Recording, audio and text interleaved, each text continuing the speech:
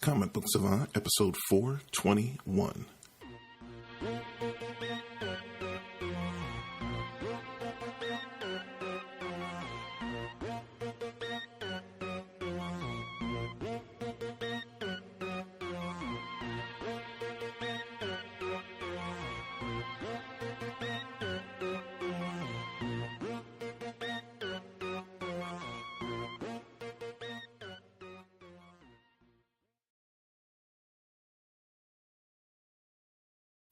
Welcome back to the Comic Book Savant podcast. I'm your host, James Harris.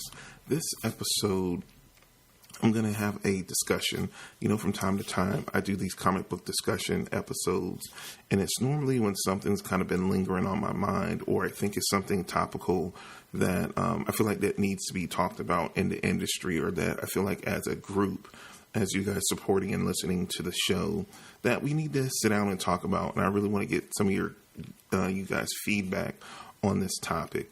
And what I came up with was, what defines a comic book fan or a comic book fandom? You know, nowadays everybody's trying to put labels on things and overly define people, roles, situations, pop culture phenomenons, whatever it may be.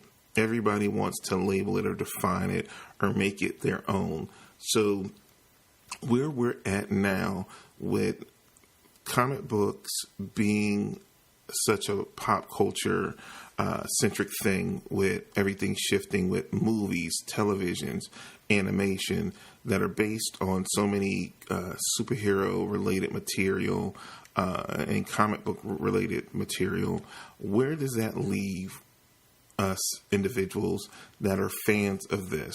We have people that have come in being fans of maybe the CW shows, and they really haven't read many comics, but they love those shows. We have people that just watch the MCU movies and they became fans based on that. Or maybe the television shows like Agents of S.H.I.E.L.D. or, you know, or the Inhumans, if anybody watched that, or maybe the Marvel Netflix shows, or maybe the Fox shows with Legion and, what's the other one they're doing?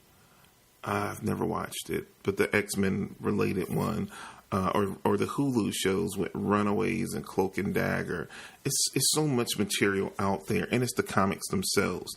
So what defines a comic book fan? Me personally, I don't think it is a right or wrong answer at all. It's just whatever you enjoy to the fullest, and that you're true to it. You're just not doing it just because. It's like you've watched something, you enjoyed it, and that enjoyment of it even you know, caused you to go out and read the source material or go back and look at other television shows. Hey, I like this superhero show. I like Arrow. Maybe I need to watch Flash or Legends of Tomorrow or maybe Black Lightning. And you continue down that because you enjoy it, and you immerse yourself more and more in the material, the fandom, the community, whatever it may be. I thought about this a lot, and it became very personal to me because I thought about it for years. Doing the show, you know, for 13 and a half years now. When I first started the show, you know, I started, you know, podcasting at a point where it was the first wave of podcasts that had kind of been out and been established. And it wasn't many. You know, at that time, it was probably maybe, 20 or so odd podcasts that were like really big. Comic Geek Speak, Comic Book Noise, Round Comics, Word Balloon, John Centrist, like some of those like OG podcasts. I kind of came in a second wave, so we kind of copied a lot of what the first shows established, and every show had a tagline. And the tagline I had for years that I recently changed to the podcast is that it was, you know, Comic Book Savant, the podcast for the serious comic book fan. You know, and recently that bothered me because I had learned a lot over the years of doing the show, and I never thought about it. It was like a tagline. And it was something catchy at the time, because every show had some kind of, you know, tagline or something going for it. And it was just what I thought of in the moment.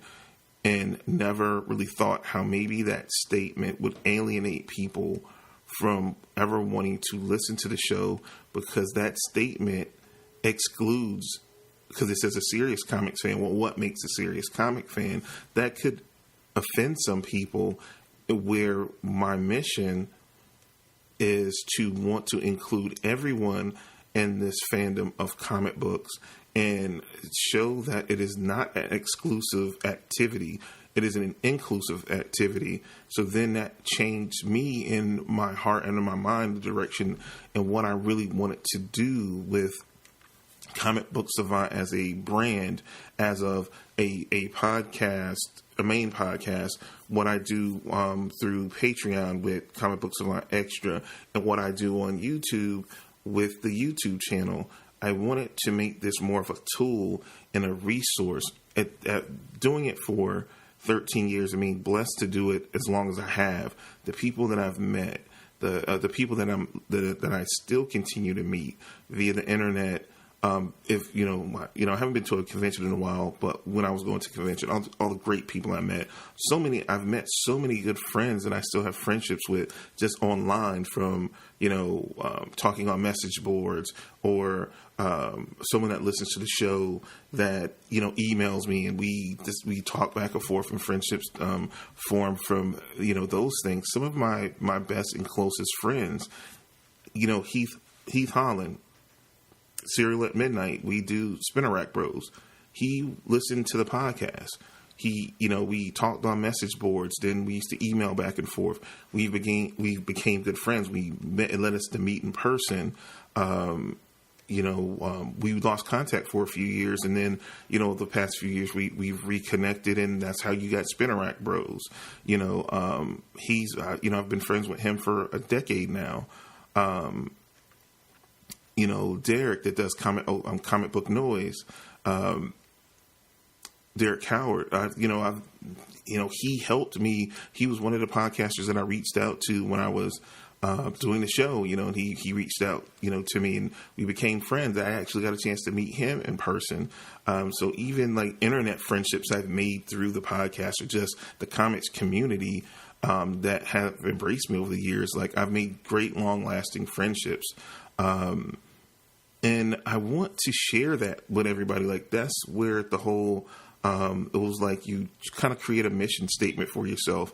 And I want to grow the comic book community as much as possible and be a resource to anyone that is interested in comics and want to know, hey, what are the first steps that I take? And a lot of you have reached out to me via email, and some of you have all different backgrounds. Some of you are very new to comics and just found the podcast and just really getting into comics, and need help on navigating the way. Don't know about like sites like In Stock Trades and and different things like that I like to offer those resources to, because a lot of that stuff 13 years ago when I started, I didn't know about. I learned through a process and listening to other podcasts and exploring the internet and just talking and interacting with people. So it's passing all that around. I don't want anyone to ever listen to this podcast. I don't care whatever else you listen to or whatever else you do. You are never less of a comics fan if you just picked up a comic for the first time yesterday or today, or after you actually listen to this because you're just curious and you're like, what comic should I go buy? You know what I mean? Buy whatever catches your eye. I mean, like, in the beginning when I was a kid, I was more enamored by artwork. I fancied myself as as an artist. I wanted to be. I actually necessarily didn't want to be a comic book artist when I was a kid. I loved to draw, but I wanted to be a cartoonist. Actually, I wanted to be in animation. I watched a lot of cartoons as a kid. Of course, like a lot of us, we all did. And then it kind of transitioned to. My cousins exposed me very early to comics, and so I had a love for both. I didn't know how possible it was to, get into comics. I always was fortunate that I was a good enough artist that teachers would take my work, like my art teachers would submit work, and I would send it into the newspaper, win little contests and stuff.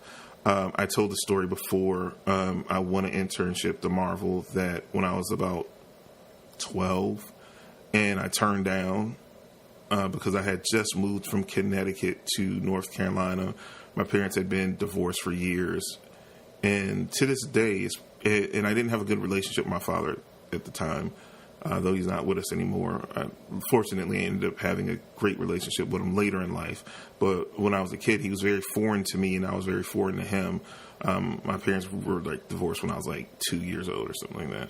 I was about 2. I was too young to remember it, so I never grew up around him, and I didn't feel comfortable. My mom suggested that it was a summer internship. I could go from Connecticut. It's just like a 2-hour train ride into the city, and a lot of people commuted. And it was suggested that maybe I go stay with him and do it. And because I was so, I'm not going to say afraid, but foreign to my father, I turned it down. And I don't regret many things in life because I think everything happens for a reason. But I always regret that decision I made because, I really love to draw. And I don't really have that talent anymore because it's been, I probably haven't drawn anything, put a pencil to pad and since I really started the podcast 13 years ago. I think once 8, 9 years ago, I tried to draw and it was I had just lost it. It was a talent I had all through childhood, even into my early 20s. But just when I went back to try, I didn't even have the passion for it anymore like I used to. You can always go see my art on the website. I have a gallery section and it's older stuff that I did when I was younger. I think a lot of that stuff is from late teens to mid 20s. And then I tapered off and then I just totally stopped doing any kind of artwork, but it's mainly reproduction of covers and stuff that I loved. But I just got out of it. But beyond that point, I really had a love for it, and I just tapered off. And it was always what led me to pick up books was the art, because that was what caught my eye. That was what I was passionate about. That's what I wanted to do. So I would see cool covers, and I would base my whole buying decision on how nifty the cover was.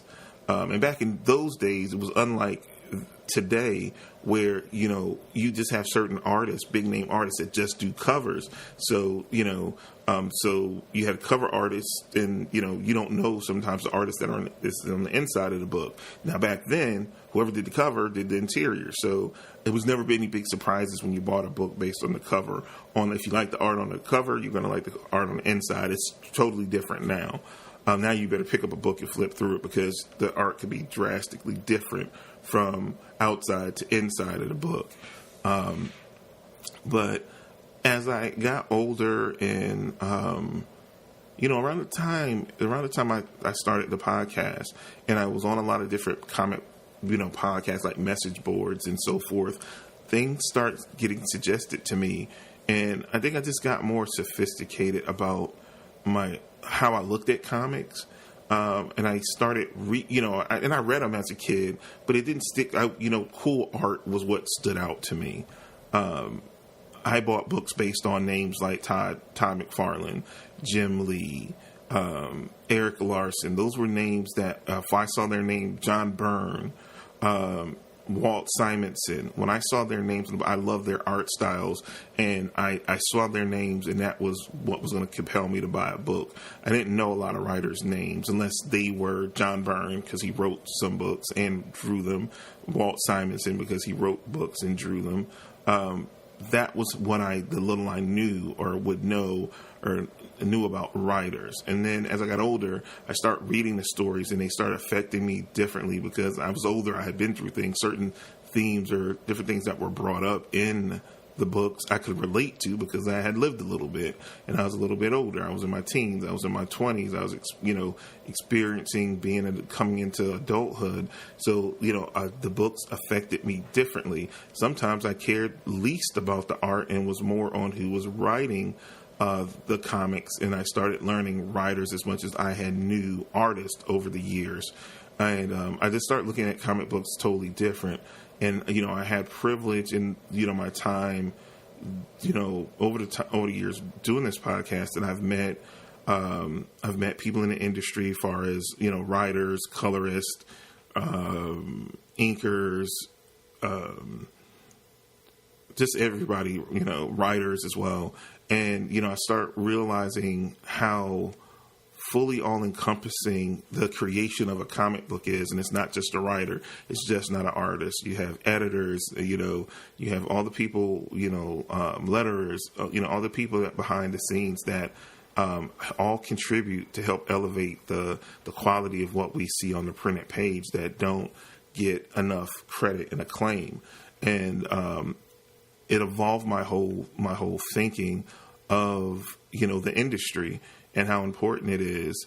And I became even more of a deep fan of it because I didn't know the whole process till I started having these conversations. And, I guess you have built up in your mind, like, how, you're going to meet this comic book artist. They're like going to be a rock star. And they're like, no, I spend most of my time at home in a home office by myself, writing these stories, working 8, 10, 12, 16 hours a day, on this thing that I love. And I'm like, wow, like that's kind of lonely. And, why, you'll see writers and artists like have the most fun at conventions because it's the only time that a year mainly that they're able to get away from home and doing the books that we love to read and actually interact with one another.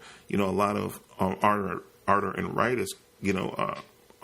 artist and writer combos sometimes don't meet for years after working on something together. They'll interact via, FaceTime or chat or email correspondence, but like actually to meet in person because schedules like, now with the internet and how comics are, processed, that, a lot of times someone can be halfway across the world from the other person and they just collab through they're a fan of each other's work and they come together to work on this, bring this one thing to us that we are going to love and enjoy. And, and they won't meet for years later. So it's really an interesting dynamic. But going back to the main topic of defining, a comic book fan, it's no, and I have to stress this enough, it is no right and wrong answer. I don't feel like if you just started getting into comics a month ago that you're any less comic fan than me or anyone else. We're all equal. We all enjoy the same hobby. We all enjoy the same things. Now it's levels to it, I guess, as far as, if you want to narrow down fandom to like, I'm a Thor fan, you don't like Thor, you think he sucks, then okay, then we can agree to disagree. But we're still both fans of the comic book genre. Just as much as we can find uncommon ground, we can find common ground. And that's one thing I think I dislike as well. Like we have people that like the MCU films but don't like DC films. They're all comic book movies. You're going to like some and dislike others. Is that right or wrong? No, it's personal preference. And you shouldn't attack people for whatever. And I think that's the biggest problem in the world now, is that everyone wants to hate or attack other people for their personal preferences. And we have to stop that. It's a personal preference is a personal preference. An opinion is like anything else. Everyone has one, and it's no wrong one. It's just how you feel at that moment in time. And how I feel in that moment in time, if you come back a year, 6 months later, I could have gone through something that had totally changed my view and opinion on something. So, it's just what that is. And I think people get so caught up, and it's so much hate and vitriol like thrown out on the internet, especially about like, you're a DC fan, you suck, I hate you, or all this kind of stuff. And it's real easy to be an anonymous person behind the keyboard talking a whole bunch of trash to people. And but I've learned something that I've learned over the years. I had very thin skin when I first started podcasting. And it was something that I never thought I would do for multiple reasons. I always hated public speaking on any level. It used to make me deathly afraid. I almost had a phobia of it. I still to this day don't like the sound of my own voice. I had personal issues when it came to the realm of what I do and what I've done for so long and what I enjoy doing. But I just did it. I said at some point I had to conquer my fears and just go for it. I'm either going to succeed or I'm going to fail.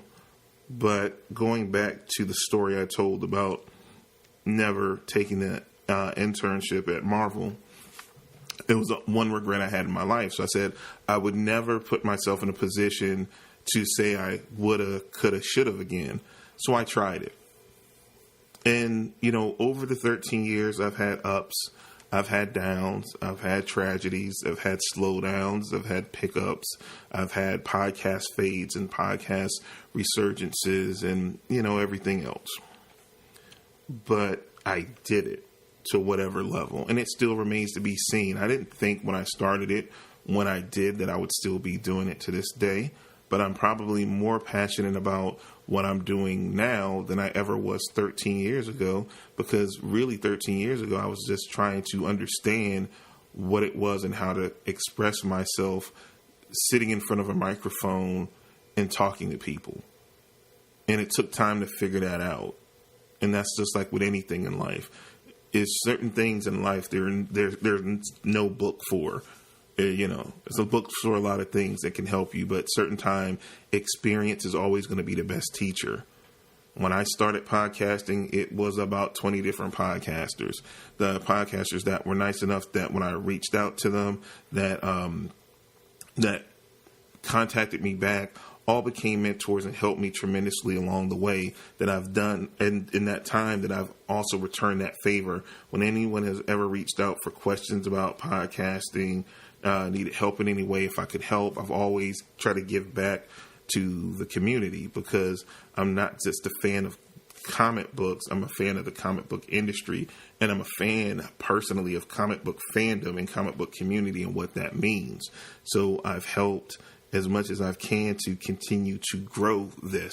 It's only going to be maintained if we all come together and help continue to grow it and expose people to the culture, which is comic books, and the fandom, which is comic books. And it's not a dirty thing. For a lot of times, I was ridiculed growing up for being a comic book fan. A lot of us were.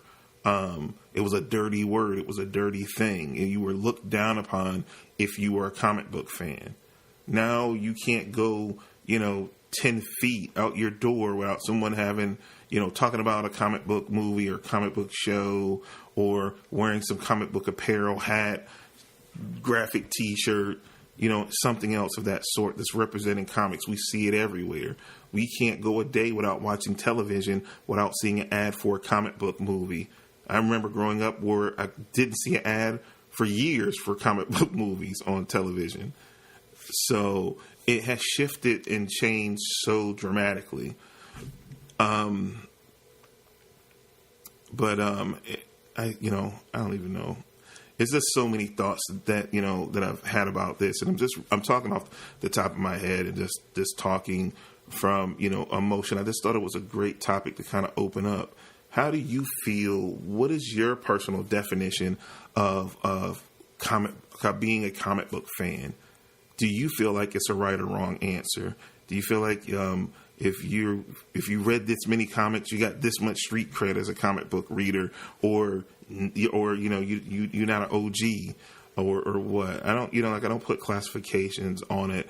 I'm just thankful that anyone that finds their way into comics, even if they've been away for a long time, because sometimes you got to take breaks. It's expensive nowadays reading comic books, man. Like the whole economics, of it is crazy. Comic books. I mean, what Batman? Not Batman. Detective Comics 1000 came out. That joint is like $9 for one comic book. I know it's a ton of stories, and it's, what I'm saying. I'm like, I looked at that, I was like, I want to read it, but gee whiz, like I'm gonna have to wait for that to come down in price, and that's a lot of money. Like it's real. It's like, it's hard certain times. So that's why I preach about things like in stock trades. You can save, you can buy comics by the trade and save a ton of money and get more books. Comixology, Unlimited, or Comixology in general. Like if you're just buying books through Comixology, they have sales constantly going on. Now they've added a sales tab on their webpage, so you can go, see what sales are going on and pick up books at a reduced rate. You have their other service, Comixology Unlimited. You pay a monthly subscription fee, and they have a listing and a library of books that you can check out under that service, that you can check out like you're checking a book out from the library. As long as you have the service, you can hold it as long as possible. I think you have a limit of 50 books you can check out. They now have DC. They have DC Comics, Vertigo, Marvel, Image, Valiant, Dark Horse, all the main publishers, and a lot of foreign and small press publishers as well. That's an option, to save money, to make comics more accessible.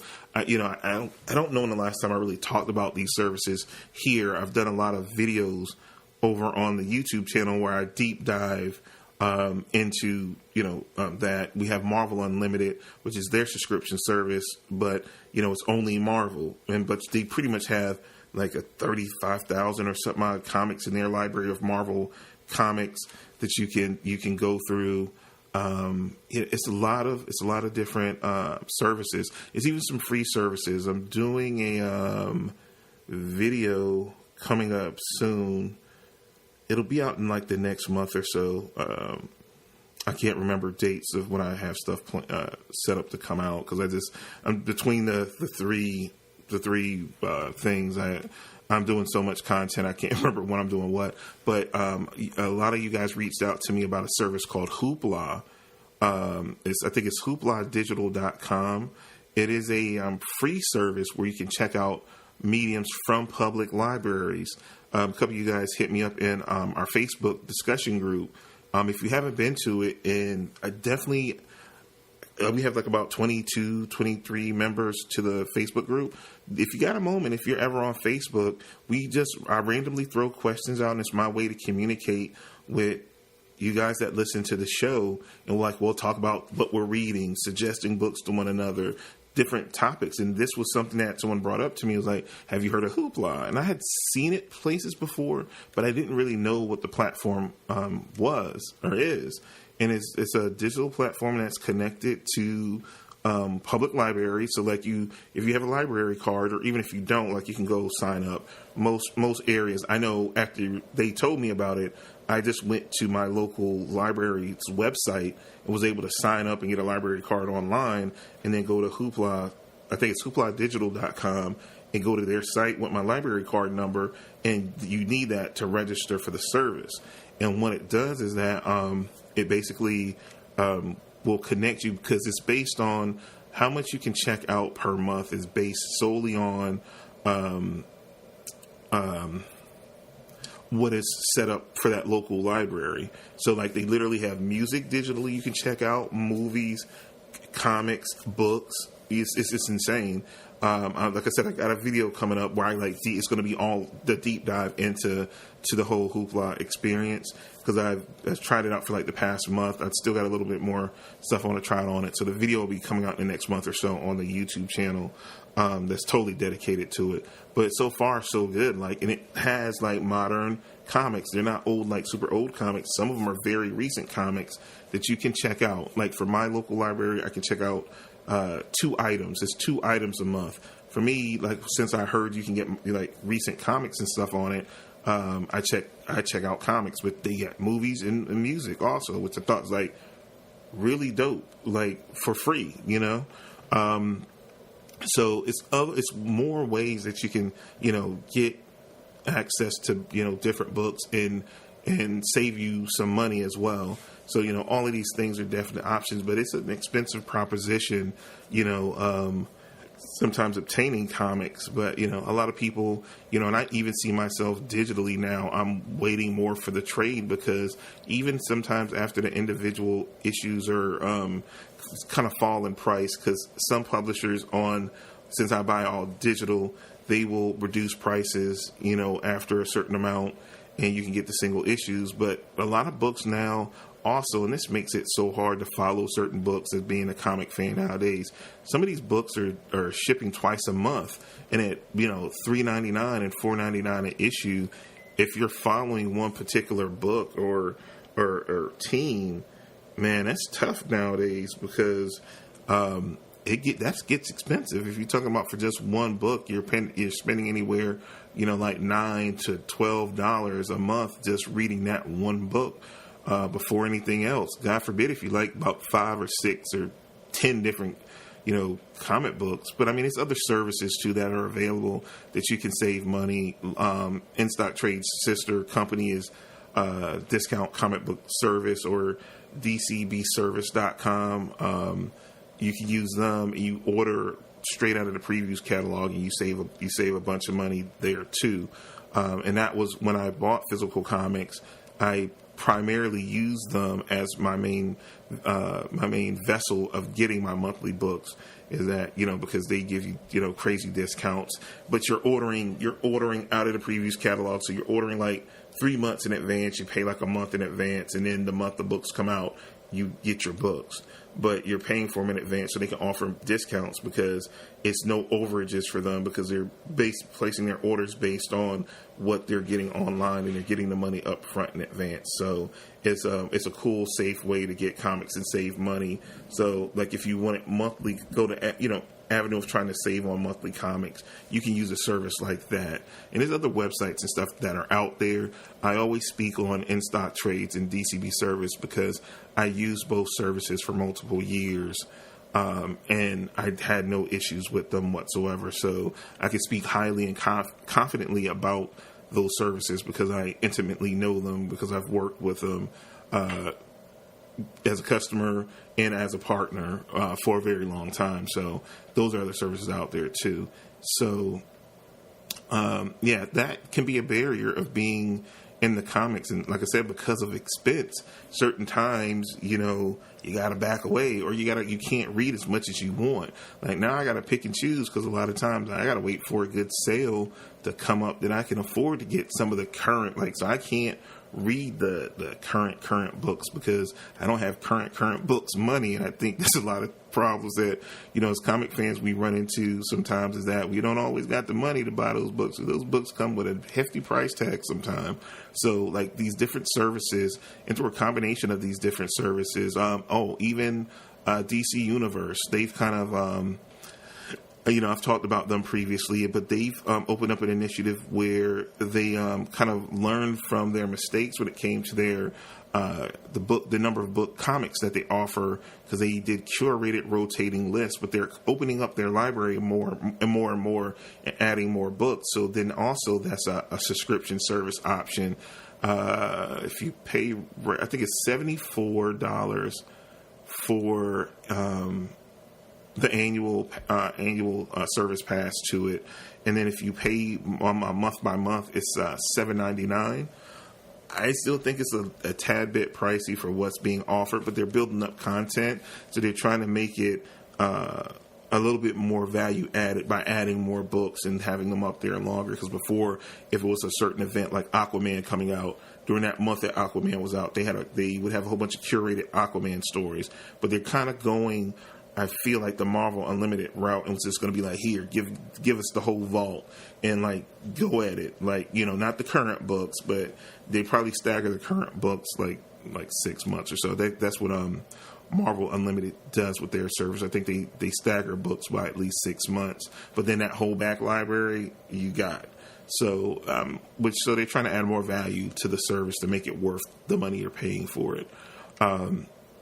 And they've improved, and I feel like they're getting closer to it being worth that $7.99 a month price point by certain changes that they've made recently. They also have the thing where when their DC animated movies are released, and I misunderstood this, but now you guys brought it to my attention. And I read a little bit clearer when I read through everything, when I'm researching stuff, that with their animated movies, they just had a new movie drop, Justice League versus the Fatal Five. It just came out, I think, Friday. It came out digitally, but the street date release for it to be in stores is April 16th. What they do with the animated movies, the new animated movies going forward, as of the last release, Reign of the Supermen, when that dropped, on the date that it hit stores, it is available on DC Universe, which is kind of cool. So if you like the animated movies and you want to kind of view them before potentially buying them, adding them to your collection, you can view, if you are a member of DC Universe, you can check those out on date with the street date. Now, if you want it that 2 weeks earlier, you still got to buy it digitally if you want that, because that's the only platform you can get it a little early. But by the time it's in stores, you can watch it on the service, which I think is a cool little benefit. So it's those different channels that you can use to save money within the comic book fandom to kind of expand and be able to buy more comics. I know, like, using a service like In-Stock Trades, DCBS, helped me save a ton of money where I could, I had a strict budget. Say if I had a budget of $100 a month to buy comics. Using a service like DCB Service is great because you get discounts, like certain books, like if you pre-order, they would have bundles where you saved a bunch of money, or when you get on the first issue, they would give it, be 75% off, things like that. So for that $100, I was getting way more comics for $100 than I was getting going to the comic shop spending $100, because you're getting everything, most things at like 50, 75, 30% discount per book, where you're not going to get that. Even if you have a subscription or a pull list at a comic book shop, at most, maybe 25%, you're not getting 30, you're not getting 50, you're not getting 75% off of a number one issue. You're just not getting that at any comic shop. So it made my dollar stretch. So I was able to read more because for the same amount of money, I could get a lot more books. But it's a constant maneuvering struggle to stay current in reading comics, watching the shows. I got burnt out on the television shows. I normally would review them. I watch certain things here and there, and I do reviews. I used to watch all the shows, like Walking Dead, all the CW shows, and review them, multiple times a year. And I just got burnt out. I was like, I want to catch up on all the shows because I've watched them since they started, but I probably do it now during the summer, and I might talk about, or I might review them when I watch them during the summer, and bring those to you guys. I'm not sure yet. I'm debating about it now, how I'm going to do it, or am I just going to leave them alone, because that was just a lot to keep up with, plus reading books, plus watching the movies. It can be overwhelming with being a fan, a content creator, any of the above, to keep up with everything, because the hobby, the culture in the fandom has gotten so large now through all these different mediums we have now. It's just not comics anymore, cartoons and movies and the TV shows and, webisodes and, now they're doing theater narrated full podcasts like that Marvel's doing with that Wolverine story. That's like a theatrical reading performance, but it's like a exclusive premium podcast. I think they have on Spotify or something that they're doing. So it's all this. The medium is changed in so many ways, but going back to what the center of all this is, and what I want to know from you guys, email me, comicbooksavant@gmail.com.